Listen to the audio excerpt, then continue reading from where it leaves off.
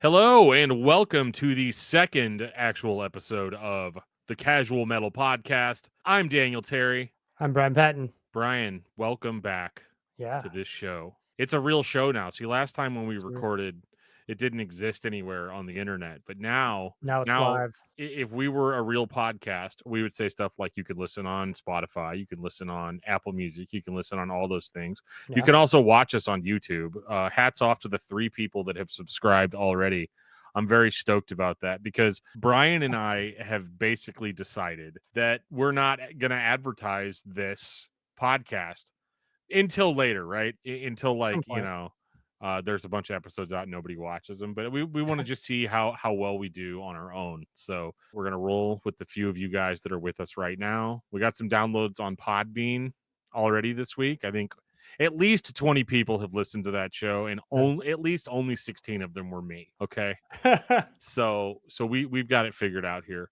Good deal. So the album that we're going to talk about this week is kind of a pivotal album for the band. The band is In Flames, and we are talking about their album Clayman, which is their, hold on, don't tell me.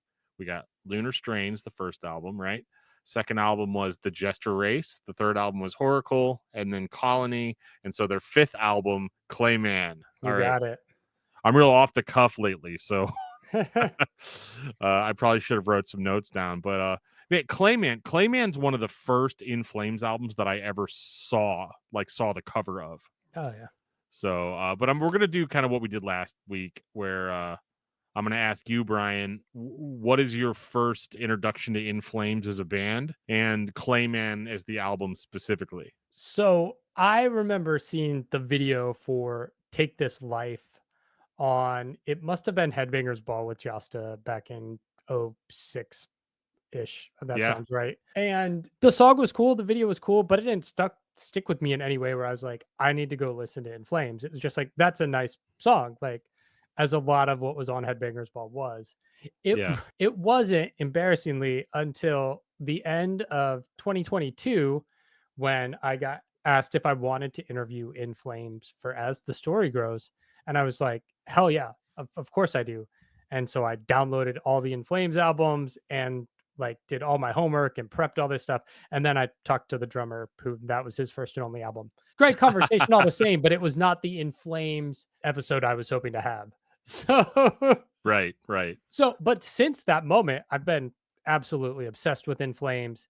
They're great. And I think Clayman is just like another one in it's just a part of their discography. I think when I download it all, I listen to it all in order. And yeah, I don't know that it is pivotal or a favorite of mine. I mean, I enjoy it all. So Okay, what about awesome. you? Well, so yeah, like I said earlier, I got a little ahead of myself. I heard of In Flames for the first time when it was the summer between being a freshman and a sophomore in high school. I went on a cruise, and I don't know if you've ever been on a cruise like as a teenager, Hmm. but it's totally cool. Like your parents let you stay out all night because you're on a boat, right? Like where are you going to go? As long as it's not overboard, you're pretty much going to be okay. And so I did all these youth events, and I met up with a couple of guys that were into metal. Like one of them saw like my Corn shirt, and another guy had a Slipknot wallet and like a wallet chain or whatever. And so we sat down and we started talking about metal, right? Yeah. And so of course, this is around like 2002, 2003 maybe. So of course, when guys get together, teenage boys get together to talk about music, we have to get our giant like 100 CD binders out and flip through them and compare and contrast and all that, right? And they're laughing at all my Christian rock CDs and stuff like that. But I was like, but it's not all that way. I've got some Slipknot, I got a Burned Limp Biscuit disc in here. Like we're doing pretty good. And then this guy goes, oh no. He goes, all those bands suck. You need to check out this band. And he opens up the page, and he's got like the four album spread, right? So Oh he's yeah. got In Flames albums, and I believe he had Horacle, Colony, and Clayman. Obviously, this was before We Read to Remain. He had another album, and I don't remember what In Flames album it was because the memory is kind of hazy. Yeah. But I definitely remember this cover. Which again, Nice. if you're on YouTube, you can see it. If you're not, then you should be, but it's okay. The cover, though, was really striking to me because it had like a dude and there's this giant jester head behind him and there's like all of this fire. It's a very busy picture and that's why I remember it so clearly. But he let me listen to a couple tracks off of it and I was like, yeah, I'm not into this. You know, because I mean, at the time, I'm still listening to like PAX 217 and like POD and stuff like that. And so In Flames was still like a little bit too heavy for me at the time, right? Yeah. And so about 2 years later, my friend Buddy was watching. We used to talk on the phone and watch music videos. So like he'd watch like he was watching Uranium, I think it was, that was on Okay. it was Much Music. I think it's they called it something else after that. I can't remember what it was after it was Much Music. But anyway, Yeah. yeah. Hey, real quick, guys, this is Editor Dan a few days later. I don't normally do this, but just wanted you to know that the name of that television network that I couldn't think of was Fuse TV. It used to be Much Music USA, but now it's Fuse TV. All right, back to the podcast. It was a show called Uranium. It was like the Walmart brand of Headbangers Ball, and he saw a video for Cloud Connected because we're on the phone and he's like, "Dude, turn your TV on and turn it to this station." And so I did, and I caught like the last 3 seconds of the song Cloud Connected, and he was like, "Oh, who's that band?" And then finally came up. He's like, "In Flames," and I was like, "Wait a minute, I've heard of that band." Right. Yeah. And by that point, we were like full on into like metalcore and stuff. And so then it was up my alley. So the first In Flames album I got was Reroute to Remain, and I worked my way back in their discography, which Clayman happened to be the album that came out right before Reroute to Remain. So that's kind of a roundabout way of getting to talking about this album. So, Brian, I'm going to kick it back to you because I've been talking for like an hour. What was your impression of Clayman? I think because I kind of came to this album and discography all at once, it I mean, it struck me this is like In Flames at its core. When I think about In Flames and their sound, Clayman is that style that hits me. The great melodic singing, the catchy riffs, great screams. I think I'm a lot less precious about the band's discography and their changing of sounds because I took it all at once. And if I just put it all on repeat, I know an In Flames song no matter what era it's from. So I think that helps me appreciate the breadth of their discography. But I mean, for me, Clayman is just like the classic In Flames sound. I mean, when they put out Foregone, I mean, Foregone is Clayman, right? It's that style reborn. Yeah. Yeah, it kind of is. I mean, for me, yeah, so you experienced it all at once, and let me tell you, as somebody who knows, when you consume a band's entire discography at once, um, you have a totally different perspective on that band, Yeah, than lifelong fans would. And so for me, it was a little bit the opposite, right? So like, I didn't necessarily grow up with In Flames, but I got into them in high school, so that's I guess at my age, I guess we can start calling it growing up, right? yeah, But basically, I started with Reroute to Remain, and then I went back to Clayman, and then of course I went back to Colony and Horacle and all that. And I fell in love with the early discography mhm, of In Flames. So because my favorite album, I think I've said this on other podcasts before, but like my favorite album by In Flames is still The Jester Race, yeah, because to me it was the most like representative of the band's original sound. It's what made them special. It's what brought them kind of into the world of death metal, right? yeah, And it's really like the Jester Race and Horacle. Those albums are like so special because they really established like what the Gothenburg, death metal yeah, sound was going to be. Along obviously with that at the Gates and Dark Tranquility. yeah, That's a mouthful. So those albums are always going to be special to me. And, I have, to comedic effect, like totally freaked out about any changes that deviate from that sound, right, over the years. But I've mellowed out on that quite a bit. And so Clayman, the first time I heard it, I remember really, really, really liking it mhm, because obviously it was like a mixture of that old sound and the Reroute to Remain sound, yeah, you know, because I was, kind of still a metalcore kid, but was still a new metal kid before that. And so hearing the combination of Anders doing some nice clean vocals, but then the band still had like their heaviness. I used to always joke that In Flames was Iron Maiden with screaming, right? Because it was one of the only bands I'd ever heard at the time that was like like musically complex with like as much going on, and so much melody being thrown in your face. But then In Flames is able to like really really crunch it up, Yeah. and make it heavy, make it modern heavy in the way that I used to say that like I bet the way we hear In Flames now is the way people heard Iron Maiden in the 80s. You know what Oh I yeah. mean? Like as being that level of extreme. And so with Clayman though, when I went back to it as kind of more of an elitist, after I kind of knew everything, I did used to think of Clayman for a while as like, oh, this was kind of the beginning of the end, right? This is where, because what you had before Clayman was that very like Swedish death metal sound. Lots of melody. If you go earlier in the discography, there's like even more like almost like folk melodies. Yeah. Like if you go back to Lunar Strain, there's like weird folk melodies and acoustic passages and stuff. And so like they were very, very Swedish, up until we get to Clayman. And that's where you start hearing elements of like groove thrown in there and just kind of like American heaviness. They're trying to appeal to your like Pantera or Metallica type fans, but they're still undeniably In Flames. You know what I mean? they're only Yeah. they're only lightly pulling from those American influences.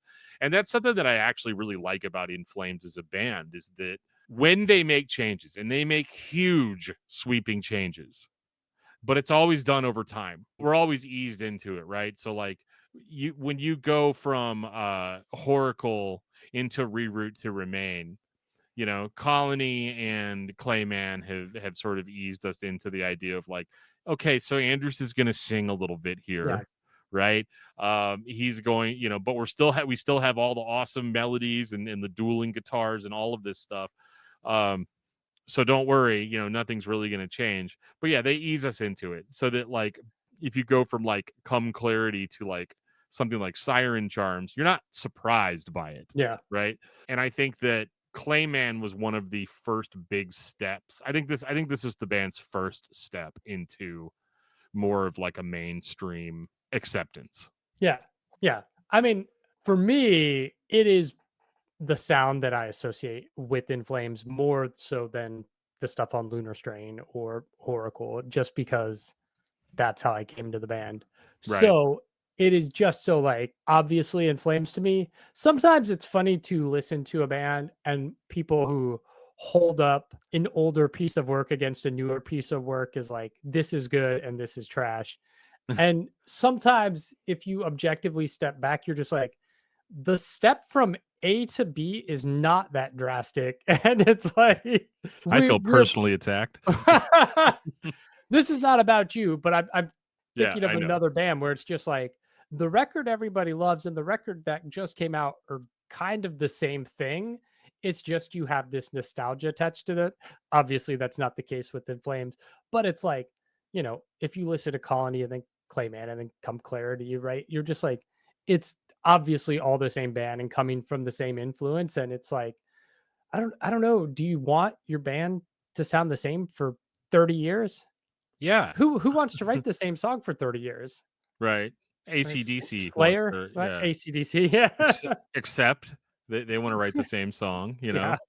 Um, and yeah, and those bands have their appeal, but like, yeah, obviously, I want, if I have 10 of your records, I want, I want to go to your different records for different reasons, right? Yeah, And that's one of the things about Clayman that I really liked, is that the lyrics on older In Flames albums were all very what's the word I'm looking for? I don't want to say pretentious. They weren't pretentious, but they were just big. They were big yeah, concepts like astrology, and we're talking about like elder gods and like unknown regions of deep space. And it's all really cool and it's all really metal, and yeah, like, I mean, just the cover of Colony just evokes that sort of sci-fi, otherworldly sort of feeling.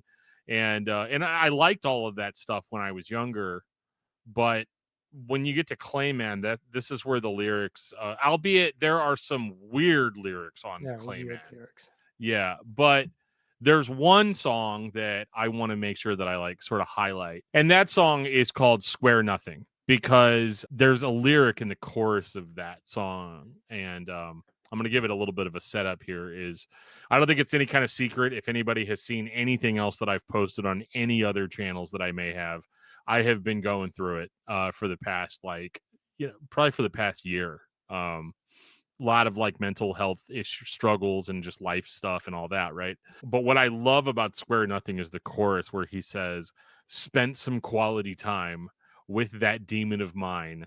I like the way you struggle, but I'm here to win," right? Yeah. And it's so cool, like, because I personally have been able to overcome a lot of the things I've been struggling with lately. Hearing that song like this week was like really cool, getting ready for this episode because I was like, yeah, like, and that's when I realized I was like, yeah, this is where In Flames started being like, it's okay for me to talk about like how I feel Mhm. about things, right? Which is depicted in the artwork, right? They take the classic Da Vinci painting, throw the jester head and some flames behind it, and it like the visual aesthetic shifts with this record, which is your first clue that like things are going to be different. Yeah, I mean, now that you say that, yeah, it's clear as day. Like we're focusing on the man, right? Yeah. The man made of clay. And that's something that like I've been talking about like even in my even in my counseling sessions, like I'd say things like, "Oh, I feel like I'm pulled in this direction because there's so much expectation for me to do this, Yeah. and there's so much expectation for me to do that, and these people want me to do this, and these people want me to do that." And I remember my counselor being like, "What people? You're not restricted by anything." And so when I look at this cover, I'm like, "Yeah, you've literally got a man on the cover being pulled in like a bunch of different directions, right? Yeah. While on fire, like under duress." And I'm sure like what they're actually trying to portray is just like a man made of clay being baked. But anyway, but the way that I've chosen to interpret it, I think In Flames was probably dealing with the same thing of having like sort of these pre-established expectations of their old discography. Because like, I mean, yeah, literally go back and listen to the discography discussion episode on In Flames. You know what I mean? Like that reaction, while exaggerated, was very like if you go on the Metal Archives and you look up this album or the reviews of this album, it's a lot like people are like, "Oh, this is when In Flames became Corn. This is when Right. they should have stuck to what they were doing before." And I'm like, they didn't become Corn until Soundtrack to Your Escape.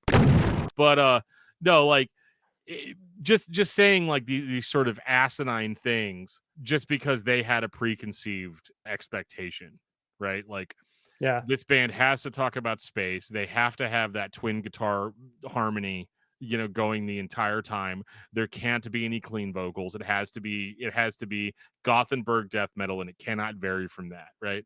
Metal Yeah. fans are horrible about that. And I would give them more trouble about it, but I'm kind of one of them, right? So like I understand where they're coming from, but like, if we want to bring Metallica back into the conversation for a second, this Clayman really in most senses is their Black album. I mean, yeah. It's where they decided that like, you know what? It would be super cool if we could tour on this and like this could be our job. Yeah.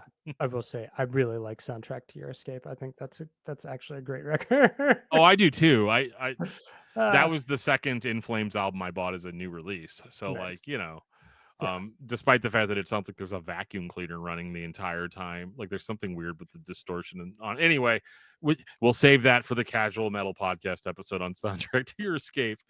But yeah, I mean, this was their Black album. This was the big change. I remember being kind of blown away just that they opened the record up with some nice like melodic clean singing. I like that the album starts with a record scratch. Like Yeah. it's like when they were making it, they're like, we know this is going to be a classic.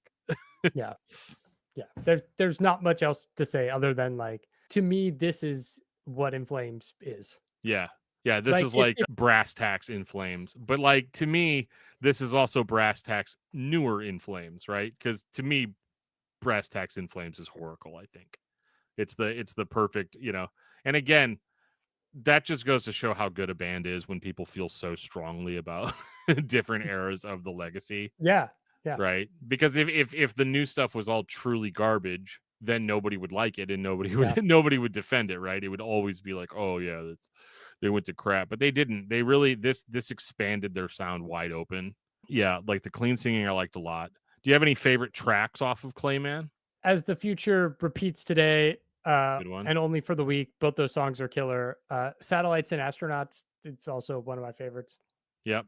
That Yep. like wonderful clean guitar intro. Like Pinball Map, I absolutely love. I love the chord, like the guided by the pinball map. Like I don't know if this was just the band's inexperience with choruses at the time, but I always felt like the cleans were like weird on Pinball Map, like the way that he did it, where it was very unorthodox. Like yeah, they didn't really know how they were gonna put like clean sung choruses into their like death metal sound, right? So you have weird moments like that that are oddly like endearing. yeah. Because so the other part of this, I told a couple of my friends that we were going to be talking about Clayman tonight, and they're like, "You talking about the old one or the new one?" And I was like, "Well, hold on, there is no new one." Right? It is a very common misconception about this album. They when they released the anniversary edition of it, they re-recorded a few songs off of the original with the modern lineup and done it more Yeah. in the modern style. For some reason, the people that I've been talking to seem to think that the entire album was re-recorded like No. that, and I was like, "No, no, they did not It's pull an more songs. Atreyu on us. Yeah, Yeah. that's not what happened." It did the 20th anniversary does have just the shittiest artwork in the In Flames discography. Yeah, I mean that's my biggest complaint about it, you It's a know. travesty. But with Pinball Map specifically, like I did not like in the re-record how he changed up the way, like he did it like modern in Flames, so he's like Yeah. guided by the pinball map, did it, Yeah. whereas like he doesn't shout it, like it's like an Alice in Chains harmonized vocal on the re-record versus the way that he's kind of just yells it in the original.